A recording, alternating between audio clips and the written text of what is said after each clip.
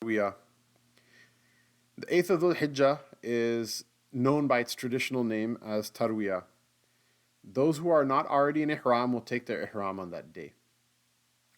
Like mentioned previously, those performing the Hajj of Tamattu' having already made Umrah will be allowed to take the Ihram of Hajj from inside of Makkah Mukarramah.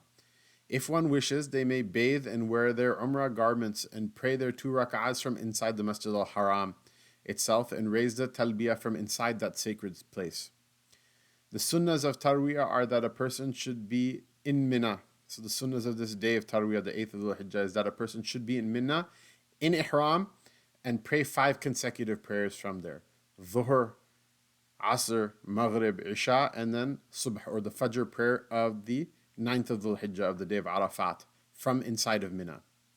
The talbiyah should be raised often in these Mubarak days by the Hujjaj and after every prayer.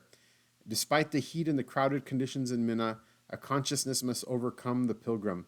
Tomorrow will be a great day. It is a day that you'll plead your case in front of Allah Ta'ala in the plains of Arafat, like a dress rehearsal for the day of judgment. So repent for your sins and take as many good deeds as you can and provisions for what comes for tomorrow. And the best of provisions a person can take is taqwa. So prepare it. As a practical note, the day of Tarwiyah where everybody gathers in Mina will be a great crowding. And so you will be at a minimum in terms of space, and you will see a noticeable decline in services, that your hotel was much more comfortable than the camp and the tents in Mina.